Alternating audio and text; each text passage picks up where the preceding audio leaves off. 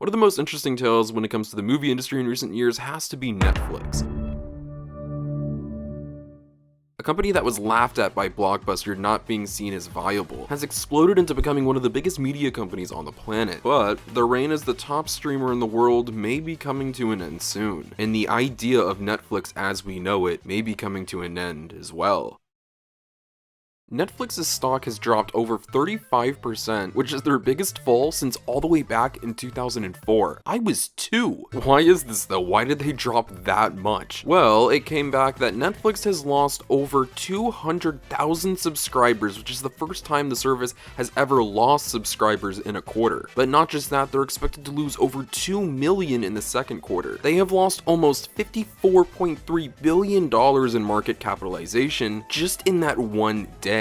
And it's expected that Netflix's stock could fall even more. But the obvious question is, how did this happen? Well, there are actually a lot of answers to this, and it comes down to these 3 reasons in my opinion: the rise in competition, their marketing/business strategies, and the content itself. Let's go ahead and talk about that competition, shall we? Over the past few years, several massive streamers have emerged. This kind of all stems from Netflix. They were incredibly dominant, licensing and making their own programming that was incredibly popular, almost single-handedly taking down cable, and has kept a lot of people out of movie theaters. When other massive media companies who are bigger than Netflix see this, they are going to get a little jealous and they want a piece of that streaming pie. But the thing is, one of the things that was keeping Netflix up was their licensed programming. This could stretch from Disney to Warner Bros to Sony to Universal. Netflix would pay them to have their content on their service. Something like The Avengers or Friends obviously wasn't made and isn't owned by Netflix, so that licensing fee is going to be pretty hefty, but back in Netflix's prime, it was worth the price tag because of all the money they were making from their subscriptions. A hub where you can watch all of this content, it was a dream. But like I mentioned, a bunch of new streamers emerged when they saw the success of all of this. These studios could be making money on their own films, not having Netflix reap the benefits of it. One of the main streamers we're going to talk about is Disney Plus, who in fact is projected to surpass Netflix in subscriptions in only a few years. For a service that's only been up since 2019, that's very impressive. But unlike Netflix, Disney has a very different strategy for streaming, and it's starting to work better. Disney owns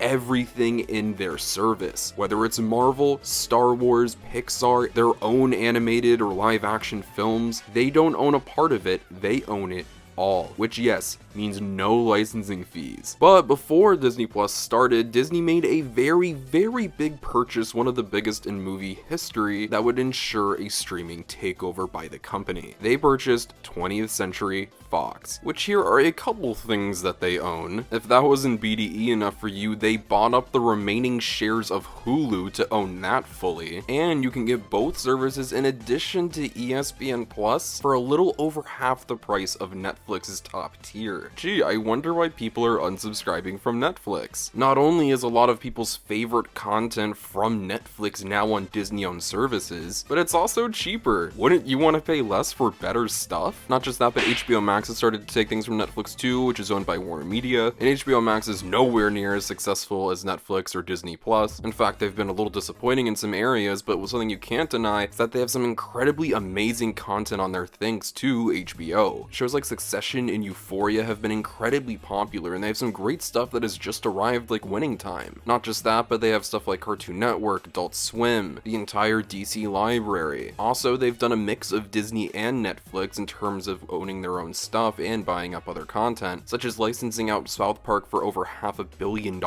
which has resulted in them picking up a little bit of traction. Now, I'm sure some of you might be saying, well, okay, some of their content's gone, but they still have some of their own stuff on their service, and surely the licensed content wasn't that important, right? No, that's where you're very mistaken. Netflix has created this binging culture where they release all of their own stuff on the same day. You can watch an entire season at once, unlike the traditional cable method where one episode drops each week. Having an entire library of stuff at your fingertips is such a good luxury. It doesn't just apply to new stuff, it applies to older stuff too. Part of Netflix creating this culture led to these 2 shows becoming their most popular. What was it, Ricardo? I mean, it had to be like Stranger Things or something, right? That show's so popular. No. Their 2 most popular shows were Friends and The Office, neither of which Netflix owned. Remember, these were their most popular shows. These were the shows people were watching the most and for the longest amount of time. And it's not hard to see why. These two shows are not only incredibly iconic, but they're just kind of comfort food in a way. Netflix actually paid $100 million just to have Friends for an extra year. In addition to that, NBC Universal ripped The Office off of Netflix for $500 million.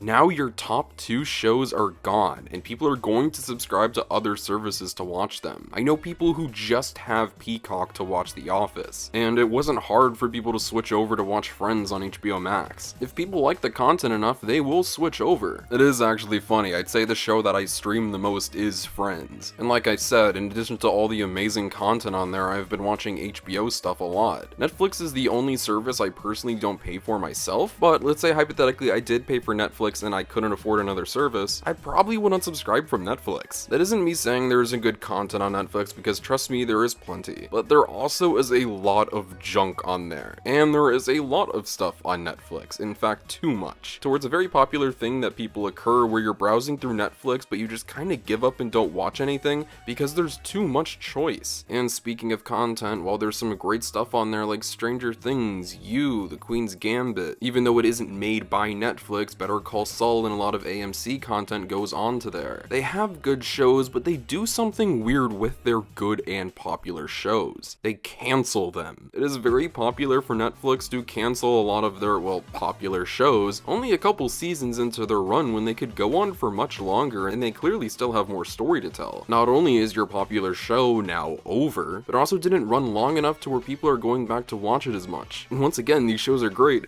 but they're not as easily digestible as a show like Friends or The Office. And while scrolling through Netflix, not only is there some stuff I just simply don't want to watch because it looks bad, and there is stuff I already know is bad on here, but there's stuff I've already seen a million times already. I've already watched Stranger Things, I've already watched all of these Dave Chappelle specials. Like I said, there is great stuff on here. I love movies like Her, and I love Uncut Gems, but a movie like The Dark Knight, for instance, I could just go over to HBO Max, which costs less money, and watch it over there. Also with HBO Max, they prioritize quality over quantity, which is not Netflix's model. Their goal is to ship out as much stuff to that platform as they can, and as fast as they can until it's gone in only a couple weeks. Not only is Netflix ending a lot of their most popular and well-received series, not only is a lot of amazing licensed content going to their original creators, and now it's just kind of leftovers, and Netflix has started to produce some bad content themselves. Alright, well, it sucks if the content's bad, but at least they're making money off of it, and it's very popular, right?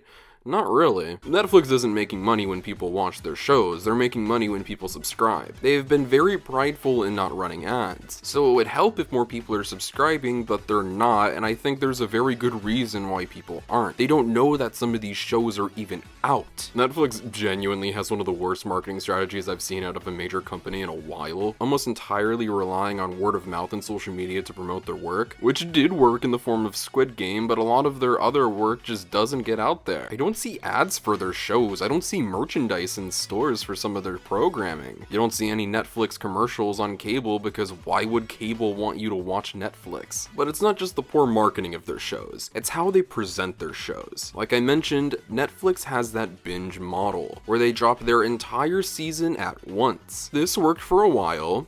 It doesn't anymore. Don't get me wrong, it's very popular for like a weekend. That's all anybody will talk about for that weekend. And if you're lucky, you will stretch into the week. But after that point, you're done. Nobody's talking about Stranger Things season whatever, or what's going on with The Witcher or Big Mouth, which for whatever reason is getting another season, but they're canceling these shows. And the cherry on top of this mess that Netflix has made for themselves is Disney Plus topping them once again. On the launch day of Disney Plus, they released one of the most popular shows of recent years, if not the most, and that was The Mandalorian. Not only was the marketing for this thing absolutely amazing with all of the merchandise and all of the other Star Wars media surrounding it, and it also helps that Star Wars is the most popular franchise of all time, but the show was released one episode a week on a Friday. Friday's a great day, it's the start of the weekend, it's when everybody chills, it's when this Daniel Craig meme comes out. Ladies and gentlemen, the weekend. But also it keeps the word of mouth going for what's going to happen next week, and they can talk about the current episode and theorize and get excited. It's a really fun time, honestly. This worked out great for them and carried on with all of their other shows, such as their Marvel programming like WandaVision and Loki and the Falcon and the Winter Soldier, even shows that are airing right now like Moon Knight. HBO Max picked up on this, and that's how Euphoria became the most popular show of 2022 so far. Cable obviously isn't the future, but there are things to learn from it that worked, and that was one of them. I understand the convenience, it's nice, it's a cool novelty, but it doesn't make the most sense business-wise. Your shows won't have staying power, and most importantly, if somebody just wants to watch Stranger Things, they're gonna unsubscribe right after they watch it. Keep them coming back and have something lined up right after. In 2021, there was a new Marvel show coming out like every week. Right after WandaVision was over, boom, Falcon and the Winter Soldier. Not only is one show keeping you for a few weeks, if not a month, but then right after there's another show you want to watch that'll keep you for even longer. Then it's kind of necessary for you to keep that subscription. Netflix's new model has ironically become outdated already. There needs to be change, not just with that, but Netflix as a whole. Not only do they spend way too much money on original programming, which they aren't making back, but now their stock is dropping because people are seeing that it's not a viable business anymore. At least the state it is in right now. Because unlike Disney with their theme parks, merchandise, theatrical releases, Netflix's only source of income is Netflix. It's the streaming service. So if that doesn't work for them, nothing will. They're starting to panic, and they're gonna introduce ads for the first time. And that's understandable, but Netflix needs to make money, and they're not making money right now. If anything, they're losing way too much. The amount that they have lost was the amount that Disney paid for 20th Century Fox. They're falling behind, and they were already expected to be passed by Disney in a few years, so imagine what else is going to happen. I think there can be change and there will be change, whether that's for the better or worse. But it is just kinda sad to see, right? This once innovative